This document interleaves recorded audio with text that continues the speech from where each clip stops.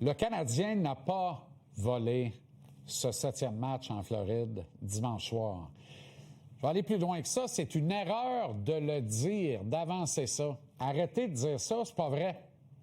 On reverra probablement jamais un club gagner un match ultime en lançant 9 fois vers le filet adverse. Hey, Montréal a un point commun avec Colorado, le chiffre 9. Montréal, 9 lancés, gagne la game. Colorado, 9 goals, gagne la game. Les hommes de Martin Saint-Louis ont, selon moi, disputé le meilleur match de 9 tirs vers la cage adverse de l'histoire du hockey. Aucune ironie ici, je vous le dis. J'ai trouvé le Canadien plutôt engagé. Trop replié, c'est vrai, mais la grande majorité des joueurs ont accepté hier le sacrifice. Défensivement, on a bien protégé le territoire. On a limité les chances en or du Lightning, particulièrement avec l'avance à protéger en fin de rencontre, et plus de Vasilevski devant la cage des Bolts. Offensivement, c'est une autre histoire. La série a offert très peu d'espace à mesure qu'elle a progressé. Puis les attaquants de talent du Canadien ont trouvé aucune combinaison pour débarrer un cadenas défensif plutôt moyen en plus, celui du Lightning. C'est un constat inquiétant en vue de ce qui attend Montréal dès mercredi.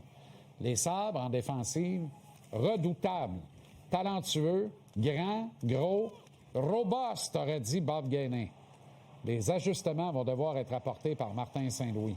L'habitude, dans le doute, de reculer en arrière de son propre filet avec la rondelle, attendre patiemment, a bien servi les Glorieux dans le premier tour. Sauf que ça ne crée pas d'offensive, ça. Au contraire, le corps défensif a le temps de se placer pendant que toi, tu prends le temps pour te placer. Si Montréal offre au gros bonhomme des Sabres tout le temps nécessaire à s'installer pour accueillir leurs attaques, j'ai bien peur que Jacob Debesch doive s'entêter à donner aucun but au moins 4 soirs sur 7 pour qu'une 3e ronde devienne possible. Il va falloir gagner la guerre territoriale en zone neutre, être habile à provoquer des revirements, relancer sans attendre pour prendre leurs défenseurs à contre-pied, provoquer des surnombres, des chances de marquer intéressantes, et il va aussi falloir cadrer plus de tirs. Le nombre effarant de lancers qui ont raté le filet au premier tour, c'est gênant. Provenant de bâtons de gars talentueux comme Caulfield, Demidov et Slavkovski, prioritairement, ça n'a aucun sens.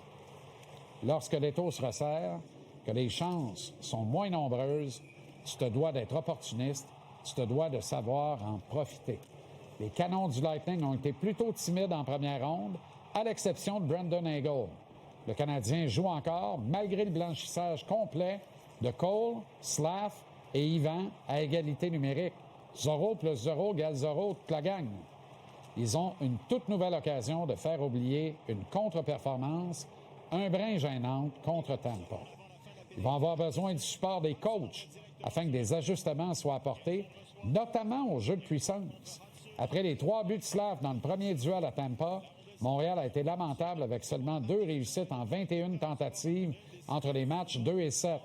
Ouais, mais donne crédit à Tampa, ben oui. Autrement dit, John Cooper s'est ajusté après la défaite de son club pour partir la série, mais Martin ne s'est pas rajusté afin de présenter de nouveaux schémas efficaces pour déjouer Cooper avec un homme en plus. Le retour de Noah Dobson est salutaire. Tant mieux s'il prend du mieux à chaque jour et que ça permet la limitation du temps de jeu de Mike Matheson. Le vétéran a la fâcheuse habitude de se commettre dans d'atroces bourdes lorsque la pression augmente dans le cours d'un match. Matheson doit honorer la confiance qui est placée en lui. Être plus stable, plus régulier dans son rendement, il faut carrément qu'il soit meilleur, c'est pas mêlant. Il peut dire merci au héros obscur de la première ronde, Alexandre Carrier, qui a su tirer Marron du feu à plusieurs reprises. Carrier a un calme olympien et il carbure aux grands enjeux. Ça, c'est payant. Le Canadien est en 2e ronde et il le mérite pleinement.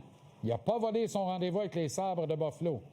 Puisse cette série être aussi serrée et émotive que celle contre le Lightning, avec cette fois les joueurs vedettes en avant pour mener la parade, pour mener la charge.